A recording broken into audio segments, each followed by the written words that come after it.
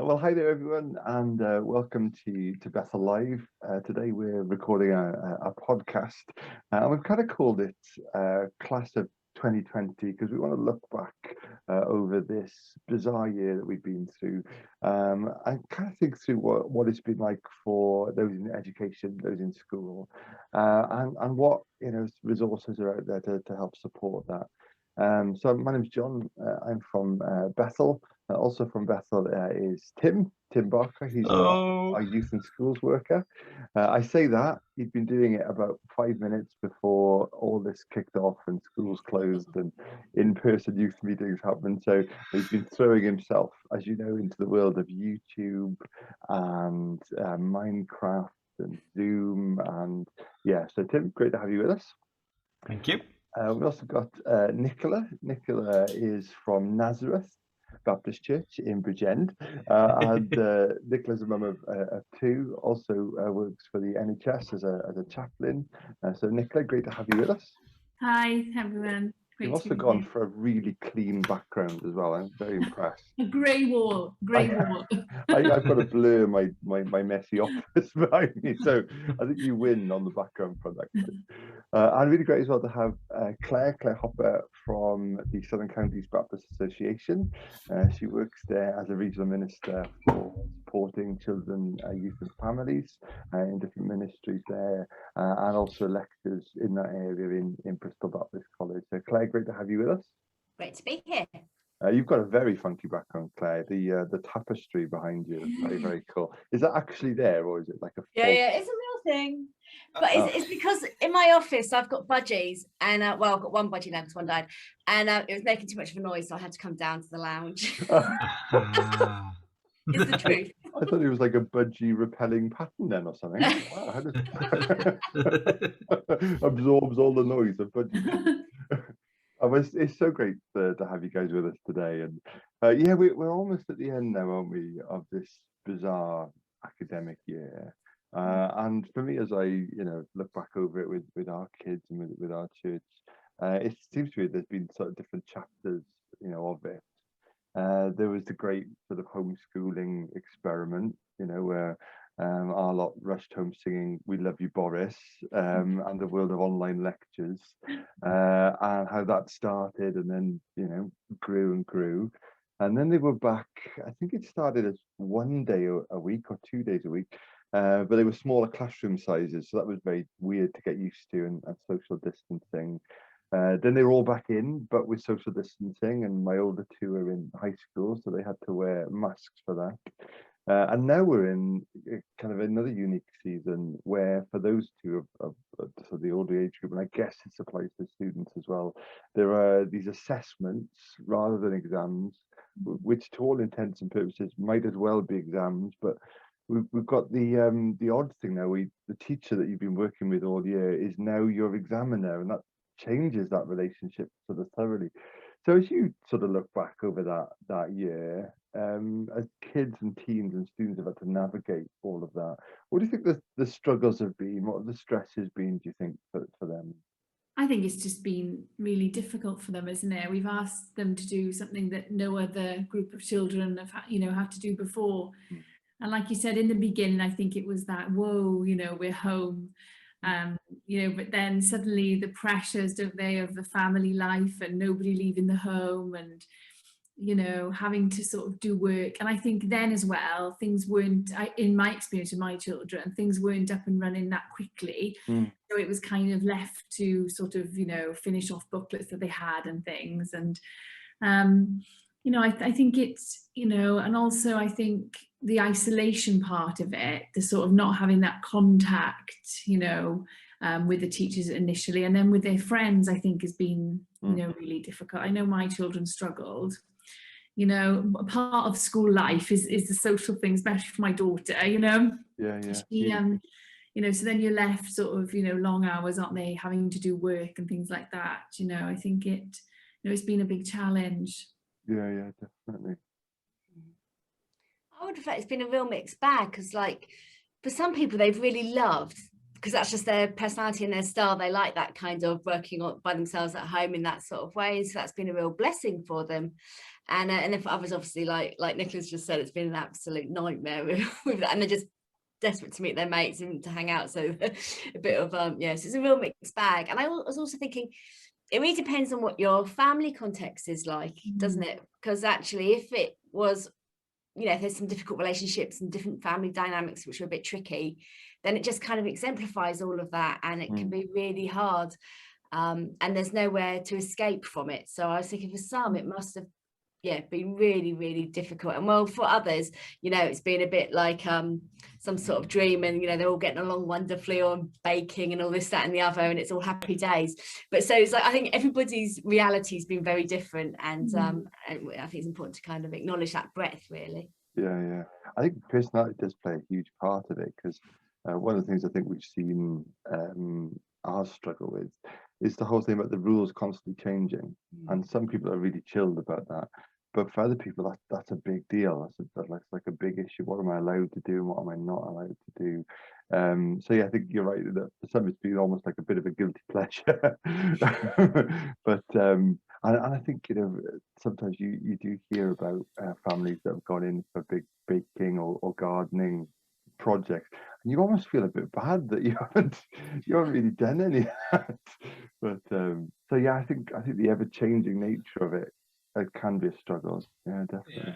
I think at the different age groups, because I've seen age groups, because obviously my youngest is 5, and then my oldest is 10, and then I've seen all the youth and things like that going through it in different levels. So like for the younger age groups, their understanding of what was happening was so low that actually they just went with the flow, and they were kind of happy with that. And this shows their resilience in the fact that something in their life can change, but they're trusting in the people around them and the adults, the parents around them, the authoritative figures in their lives to be able to lead them through that. But then I realized I could see, like, in my 10-year-old, she was struggling with it. Initially, it was fun, off school, you're doing work from home, and you can type away, and you can, chat with your friends online and things like that. But then I think the resilience of the changes that were taking place when things started back, and then they were back out of school, and then they were in school for a little bit, and then the resilience to that was starting to lack by the end of it, and you could see that that age group was struggling quite a lot with it, because they almost had it enforced upon them, and they didn't have the level of control or understanding to be able to work through that for themselves. And then the older youth groups that I've got kind of understood the restrictions that were in place for them, understood why, but then still struggled when it came to the resilience in the changes of work style. Some of them it worked for, because they were, they preferred an isolated lifestyle, like working on their own was absolutely brilliant for them. They didn't have to cope with the social skills and being in a room with other people. They could just get on with their work and do that fine. But others really work off that social kind of aspect, learning together. And I could see that they really struggled with that. So the resilience level of the different age groups was really interesting to kind of watch and realize as they went through and try and help them through that. I think that's a good word. I'm good at a lot of this whole resilience stuff, because I think you can start something, right, here's the rhythm now, here's the routine, but the longer that goes on, and I guess once you've been through a lockdown, when there are then the more sort of local lockdowns, it's going back into something, and now you know what it's going to be like, because the image that comes to mind with that, sorry John, the image that comes to mind with that is like a boat. Like, they pulled into a port, they pulled into homeschooling port, and that was fine, and then they had to pull away and then go to school learning port, and then drift back, and at some point, like, they felt that they were adrift, and they weren't necessarily any one place. It was things were changing so fast around them that they couldn't kind of say that they were one place or the other, and they were in the middle. That's the kind of image that comes to mind with it. Yeah, I think I was talking to the headmaster at one of our kids' schools last week about this. I think we can underestimate sometimes what that can kind of cause in a young person's life. And the sort of, he described it as like a bubbling away under the surface. this sort of unknown quality, and not really knowing even who's making the decisions, you know, and who's in charge. And he used the phrase that we could underestimate the impact. And it got me thinking, and we've already talked about the social aspect of lockdown. I think that's bigger, I think, for a lot of our kids and young people, that we actually realise that it's that loss did come at quite a shock and quite a cost, definitely. I think it's being able to give the children and young people the space to be able to name some of that stuff is really important, isn't it? Because it's sometimes it's quite hard to articulate what is it that I'm feeling, and helping them to be able to articulate that. It's it's the iceberg thing, isn't it? We only probably see a little bit that's at the top, and there's all this other stuff that's going on underneath and inside for them, and it's so tiring, isn't it, living with that tension of what's happening next and that kind of thing. Yeah. I don't think we realized what it was. Like, that tension kind of sits within us, and we don't realize what it is until it kind of like rises to a certain level, and you know, it reaches that point of, my gosh, I'm not feeling right. There's something wrong. And us as adults can struggle with that, and for kids to have that comprehension as to how they're feeling, that emotional intelligence is you know, a massive ask, really. So yeah, as you say, like being able to voice how you feel and being able to put a tag, a label on that to be able to cope with it. Yeah. I think, you know, they were under quite a lot of stress, really, and constant pressure as well, I think.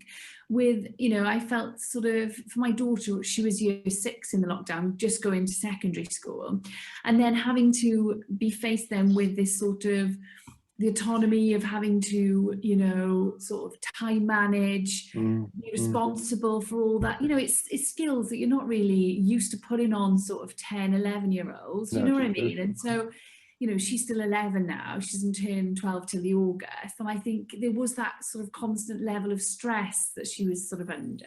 And it was kind of having, you know, the time management. So for example, if she took a 2-hour lunch break, you know, rather, because she was watching a Netflix, you know, needed a bit of sort of zone out time.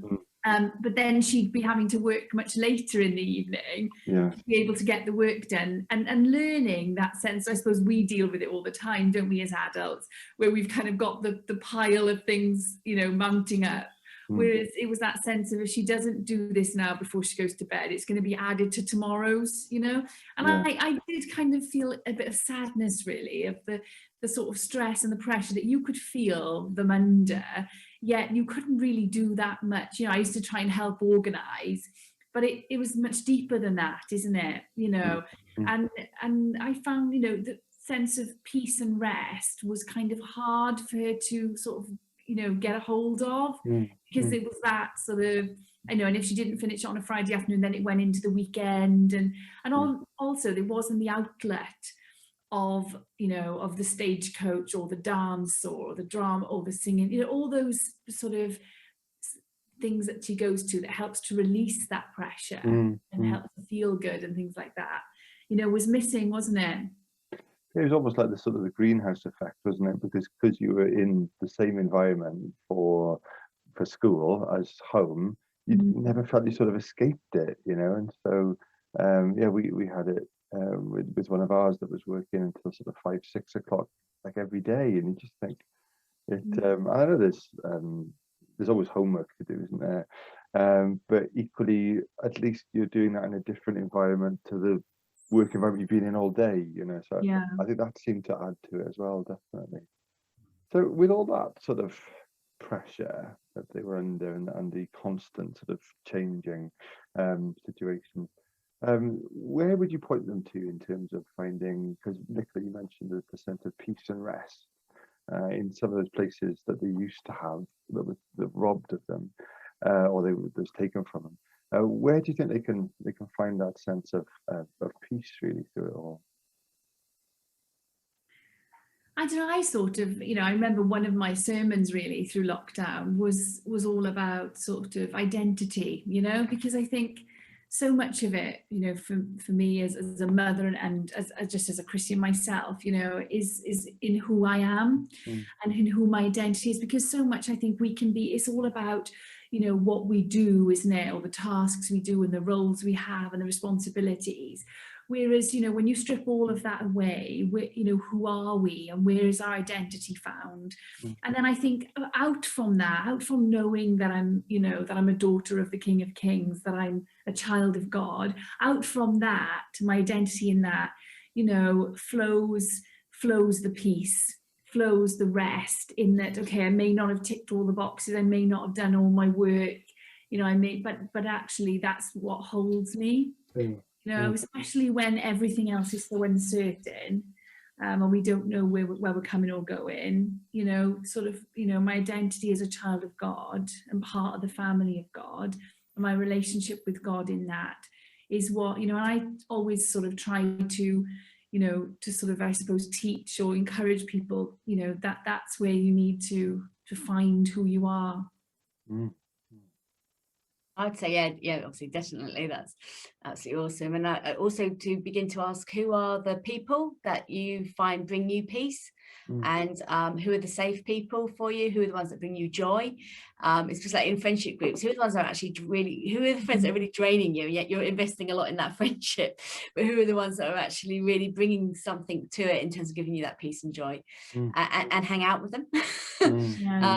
And what are the your interests or the activities that bring you joy and peace, like you were saying about the dancing and that, and God's part of all of that, and so go do those things, and where are the places where you feel peace, whether that's on walks or actually, you know, bedroom, listen to music and actually feel real peace there, then do that. So go and do and be and hang out with all the things and people that bring you peace and joy.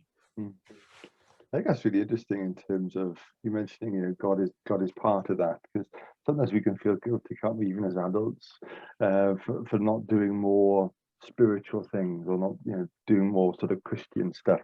And yet, you know, there was that run there, wasn't there, that said, you know, God made me fast, and when I run, I can feel His pleasure. That there's something in that about discovering who God has made you to be, your identity in Him, and your unique identity in Him as well. And trying to learn what it is to enjoy those things with Him, you know, and welcome His presence in those things. We did a session around like anxiety and stress for the young people on our Friday night groups. This was kind of 14 to 18-year-olds, kind of in that section, and it was really just about identifying their personalities, kind of like understanding who you are as a person, like looking at your personality as a whole, and being real and being truthful with yourself, and kind of going, okay, am I that authoritative figure? Am I, kind of like, how do I learn? How do I cope socially? Sorry, I muted myself accidentally. I have no idea how I did that. Anyway, it was probably a sign. I shouldn't talk. No. Yeah. No, but yeah, so just kind of like identifying that, and then through that, then identifying what sets you off. Like, what about this whole situation has set you on edge? What started your anxiety? What has kind of like worked within that? And then off the back of that, then, like you saying, identify the things that have helped you. Identify, like, actually, like, look and see what are the activities that help me. Is it reading? Is it listening to music? Is it just sitting in the garden listening to the birds at the end of the day? You know, what has helped me through these situations, and then doing more of that, and so encouraging them to do that, and to read and just spend time with God as well. That's been a whole part of like the encouragement of the teaching that I've tried to do for the young people during this time is find nourishment in the Bible, find time where you can pray, because they're the times when God's going to be interacting with you, when God's going to be talking to you, and they're the times that you're going to find that encouragement, you're going to find that rest, that peace that defies understanding, and to not be scared of that as well. Like a lot of times when we experience that peace that defies understanding, we can be, oh, I don't know why, and you can get all stressed out with the fact that you're peaceful by being peaceful. It's really weird. But yeah, to not be scared of that, to know that is God's presence within your life, and that's encouraging, really. Yeah, I like that description of time with God, because I think as soon as people say pray or prayer, you can feel guilty, can't you, for not doing it often enough or long enough or well enough or whatever. But almost if you take the pressure off having to pray and put the focus on just time with God, and what does that look like, for you? Where, like Claire, you were saying earlier, where are those places that fuel you and feed you? And because God is part of those things as well, and enjoying those in the presence of God and just with God. I think that's really releasing in terms of discovering how your personality kind of works in terms of faith is a big part of the journey, I think. And I think one of the other big pressures and stresses is obviously exams, and because the whole education structure can feel like it's sort of built on achievement. You get to almost like a computer game, isn't it? You get to this level, and if you've got enough points, you go to the next level, and then you fight the big bad. And that can be a huge pressure anyway. But with this, are there going to be exams? Aren't they going to be? How are they going to be marked? And all dealing with the fiasco around the results last year, and people wondering what it's going to look like this year. Do you think, like, with all the responses to that, right from the kids who just think, well, I'm just not going to bother them, I'm just not going to care, to those who are working really, really hard and almost making themselves ill through that, what do you think God might want to say to youth, teens, students in this season of exams and results?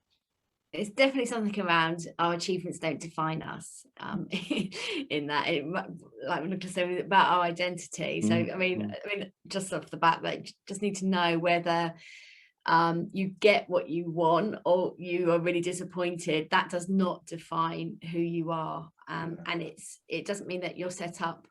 Like, life can throw curveballs, do you know what I mean, all throughout your life, can't it? And so that'd be my start for 10. Yeah, it definitely brings us back to that identity thing, doesn't it? And I guess that's been a big theme, because we usually do define it, like you were saying, Nick, as stuff that you do. And when there's an awful lot that you can no longer do, it comes back to underneath all of that then, and all the stuff I do with others, who am I on my own, without all of that activity? And so I think it does comes back to that, Claire. It's your achievements and your grades are not who you are, and they're not who you are in God either. I've just had another little thought in my brain, and it feels like our system is all about then getting a job at the end of it, and we're much more than that, and God's calling on your life is much more than that as well. And so I think we have a responsibility to sort of kind of widen the path in that way, and help young people discover a calling which is beyond just what they might do as a job. And I think there's also this, sometimes we have this sense that there's this one path that we've somehow got to find, and if we don't get this path right, then we've really screwed up for the rest of time. And I just want to say, I don't see a path anymore. I just see a massive field, and I want to go and run in it, kind of thing. And God's there with me in that. And I'm going to really muck up. And sometimes God's going to go, well done, my child, you did a good job there. Do you know what I mean? But God's in all of that, and stop trying to find this one path, because it's almost like God's trying to trick us or something. Like, we feel like he's hiding it. We've got to somehow find it, and he wants to make it as difficult as possible for us. And that's not who God is, I don't think. Yeah, definitely. I relate to that, because I think I grew up with parents that were, very much on achieving. I'd have 95% in a test, and it'd be, well, what did you do wrong, and so on. So I tried always to not be that parent, although it's hard to when you, have been programmed. And I, I'm someone who's had, I don't know, about 45 jobs. I've done 4 degrees now, and it took a long, I went to law, then I trained to be a teacher, then a midwife, before I went and felt the call of God for theology. So I definitely, Claire, I just think that my whole life has been, a winding road, a journey, an adventure. And it doesn't matter what you get in a GCSE exam at the end of the day. It may seem like the end of the world, but God is, like you say, so much bigger than all of that, and that he uses everything. Nothing is ever wasted in the economy of God. people have a gap year, people, are having a low moment and do something wild. But, God, all of it is used for God's kingdom. Yeah. And he will bring fruit from everything. Yeah. It's amazing. I just think about some of the jobs I had or some of the experiences. And now I think, wow, when I can talk to this person and say, I've been where you are, or yeah, and nobody would have thought that. Do you know what I mean? So yeah. I just think you've just got to go with God, haven't you? And you've just got to, try and rest in Him, in that, knowing that even the bad choices, God will turn for good. Yeah. I love the story of Jonah when it comes to this, and he's just like, go to Nineveh, and Jonah's just like, I can't go to, like, I'll go anywhere but not there. And I think we sometimes assume that if God does put us on a path, it's going to be something we don't want to do, or a place we don't want to go. And that's sometimes part of it. But Jonah jumps on a ship and heads like in the opposite direction. And then there's this bizarre sequence of events that eventually brings him back to Nineveh, to the whale and all the rest of it. But when he arrives, the people of Nineveh have got this belief in the god of the sea and this sea creature that sort of spewed up creation. And so when Jonah has survived being attacked by a sea creature, somehow his sort of presence there is deeper, is more powerful. And so God was even able to use Jonah's disobedience to produce the result. And you just go, like, on such a bigger scale, God's plan is so much more detailed and intricate than we can possibly begin to imagine. And the other thing I think as well is it's easy to compare, isn't it? When you're hearing things like, oh, this person got so many A's or A stars, or even like Nicola, 95%. It's easy to compare it and look at yours and feel less than or not as good as. And that comes back again to what we're talking about with your identity in Christ being core and central to who you are. You don't need to then compare with others. As long as you've done what you can and done your best. Because I do think God will honour, won't He, the work that you put in. But He won't waste anything, like you were saying, Nick. He can use it all, definitely. It probably wasn't. I wasn't probably working my best, but this will make people feel better. I got 2 Ds at A level. I was having too much fun, and just to balance things out. And I think my life I've done all right. So I can set anyone any kind of sense of confidence. And at GCSE, and obviously if parents listen, you're gonna be like, please don't be saying this, because I do think we should work hard, and I think I did waste opportunities. I didn't realise coursework at maths was important, so I didn't bother doing it. Turns out it is really important, and you should. Well, do it. Do what you can and let God do the rest. That's what I say. Yeah. I mean, in chatting with the youth over the last year, it's been kind of like, so my idea of assessments and exams, they kind of just show you what information you can retain at that point. But then a lot of it is about how you apply that knowledge later on. So like I wish I'd have spent a bit more time paying attention in maths, because I'm surprised at how much maths actually comes back in later on in life when you think, oh, I'm never going to apply trigonometry or like Pythagoras' theorem. And then you're measuring a piece of wood going, right, how do I figure out this triangle? And so it was handy. So what I've tried to say to the youth is, like, honor God in what you do. So put the legwork in where you can, but don't be defined by the results the results from an examination, which is kind of like keyed around what information you can remember at that point. Like with memory verses when you were kids, like if you remember them, it's all very well and good being able to remember the verse, but unless you believe it and unless you like actually have it acknowledged what you've remembered and like kind of work it into your life, it's not really of any use. So yeah, that's kind of where I sit and kind of try to help with the youth as much as possible, is that not to be defined by the results that they get, but to use the information and to honor God through the work that they are doing, and then later on just to look for the opportunities that God's going to open out to them. In wherever God leads you, there's going to be an opportunity to share the gospel, to be loving and kind to people, and to take those opportunities with both hands. and to just to honor God with your life, and he'll lead you right. The other thing, I think, don't be too hard on teachers as well. We've got a couple of teachers in our church community, and they've been stressed to the max, having to, go from teaching people to having to, grade them. And then, and it's not just been a simple process for them, has it? It's had to have been moderated amongst their departments and then other departments. And it's, it's not been an easy task for them either. So I think, for us all, isn't it? Whatever sphere we're in at the moment, it's been a challenging year. But we've built resilience, and hopefully God will use this year, isn't it, for his glory. Yeah, definitely.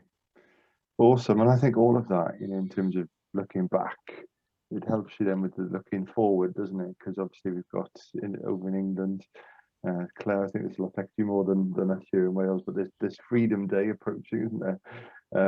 Probably not the best name for it, because we do want people to be cautious, but there's that coming, and we're not really sure yet what that's going to look like in terms of social distancing in schools, assessment next year, mask wearing, all those kind of things, what it's going to look like for those in uni, whether it's going to be online lectures or back to in person, and then that's got huge consequences on whether people are going to attend or stay at home, and all the rest of it, and that experience of university.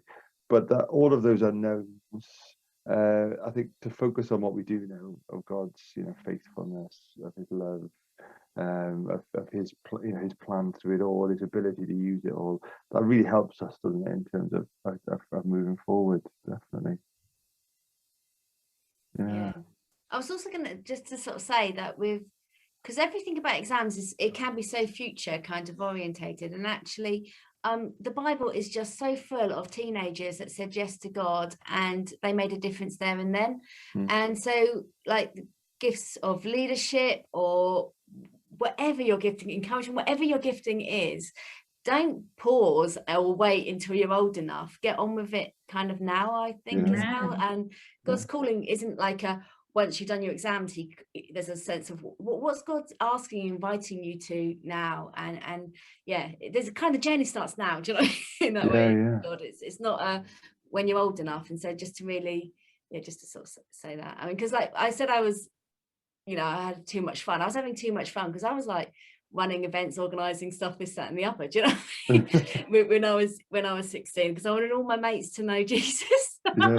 Like busily trying to and that's I mean, I don't mean that in a kind of a halo-y type of way, but like I was just excited about the gospel, so I was wanting to be doing. I think there's a filter available for the halo.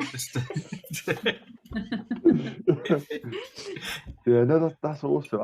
I really like Francis Chan has got this book, Forgotten God, about the Holy Spirit, and he says this thing about sometimes we use the prayer, God, what is your plan for my life, as a sort of an excuse not to be thinking about, Holy Spirit, what do you want me to do in the next 5 minutes? And so I really like that whole thing about, like, don't put it off, don't wait. It's not out there somewhere, and there's something that God is doing and wants to do in you right now, kind of thing. I really like that. Yeah, awesome. Well, guys, it's been so good to talk to you. Thank you so much for your time today. You got a busy day now? Yes, but I'm at that stage now where I literally live second by second, that I can't, because I've got no rhythm to my pattern to my week. So I have got something coming up, but I'd have to check. Gotta go find the budget. My phone. If it's in the phone, it's happening. Yeah. Brilliant. Oh, well, thank you so much, guys. It's been so good to chat to you. Thank you.